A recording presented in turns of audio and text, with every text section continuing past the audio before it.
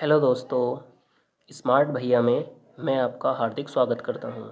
और आज हम आपको कराने जा रहे हैं द्विघात समीकरण।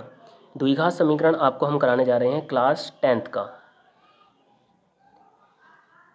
और देखेंगे दोस्तों द्विघात समीकरण क्या होता है। सबसे पहले जो है हम जानेंगे कि द्विघात समीकरण कैसा होता है, किस रूप का होता है, यानी कि इसका समीकरण क्या होता है। तो यहाँ पर हम जो है उसके समीकरण के बारे में जानने जा रहे हैं।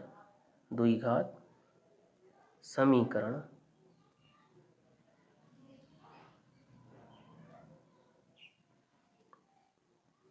का व्यापक रूप।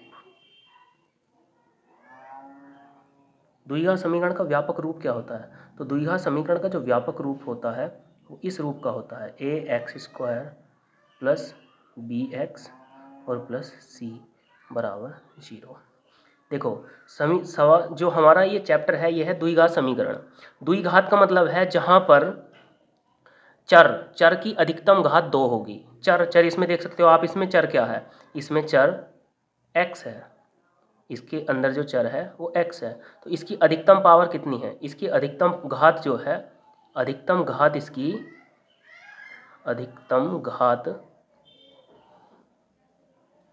इसकी 2 होगी। कितनी है, 2। चर तो ए बी भी हैं बी, लेकिन तुम्हें अधिकतम घात देखनी है। जिस चर की अधिकतम घात होगी वही उसमें उस चर में द्विघात समीकरण होगा।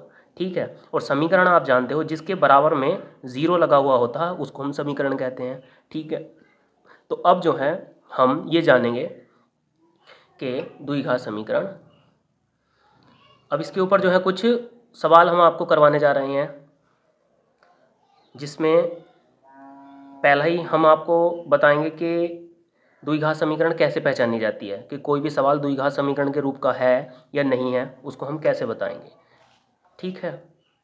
तो जैसे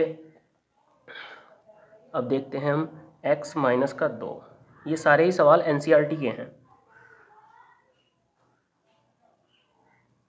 1 बराबर 2x माइनस का 3, ये एक सवाल है। और इसमें हमें ये पता करना है कि ये द्विघात समीकरण है या नहीं है। तो द्विघात समीकरण अगर इस रूप की हो गई तो द्विघात समीकरण वो है, अदरवाइज वो नहीं है। अब देखते हैं यहाँ पर x माइनस 2, उसका क्या लग रहा है, होल स्क्वायर। तो सबसे पहले हम क्या काम करेंगे, हम पहले इसका होल स्क्वायर खोलेंगे। तो होल स्क्वायर जब हम इसका खोलेंगे तो ये बनेगा x² प्लस इसका खोलेंगे तो ये बनेगा 2 का स्क्वायर माइनस का 2x और 2 और प्लस का 1 अलग है और इक्वल में चल रहा है 2x माइनस का 3।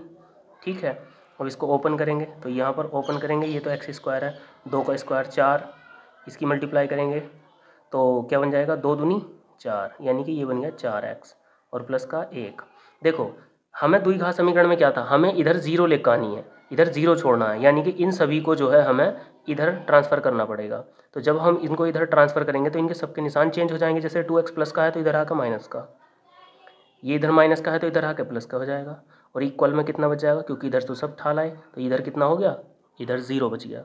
अब जो एक से हो उनको सबको जोड़ लो। जैसे x² है, कोई नहीं चमक रहा x² जैसा, तो यहाँ लिख दो।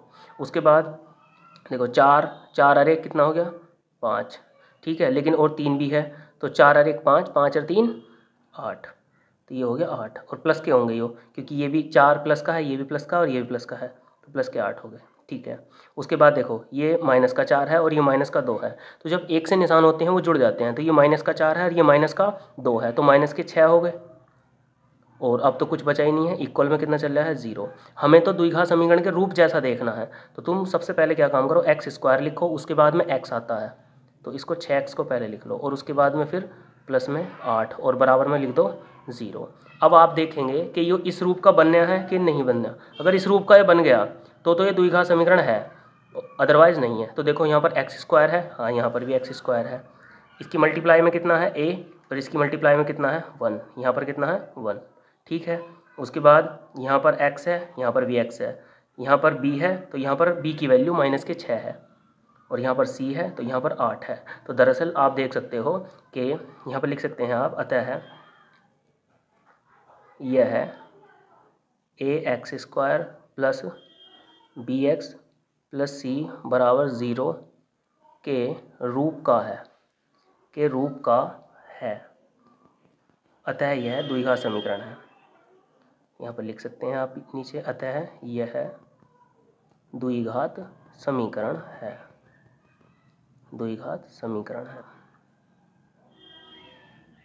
ठीक है, तो आपको अच्छे तरीके समझ में आया होगा। देखो दरअसल यहाँ पर जो है a माइनस बी का होल स्क्वायर लगा है, तो कभी कुछ बच्चों को यहाँ पर समझ में नहीं आया होगा, तो यहाँ पर a माइनस बी का होल स्क्वायर, यानी कि कोई चीज़ अगर a माइनस बी इसके होल स्क्वायर के रूप में है तो आप इसको ऐसे खोल सकते हो, a का स्क्वायर प्लस b का स्क्वायर और माइनस का 2ab। तो दरअसल यहाँ पर जो है यही सूत्र अप्लाई हुआ है, a की जगह ये है, माइनस का निशानी, और b की जगह ये। ठीक है, तो कैसी लगी आपको ये वीडियो कमेंट सेक्शन में ज़रूर बताना, और आगे हम इसका नेक्स्ट पार्ट लेके आने वाले हैं। ठीक है दोस्तों, थैंक यू।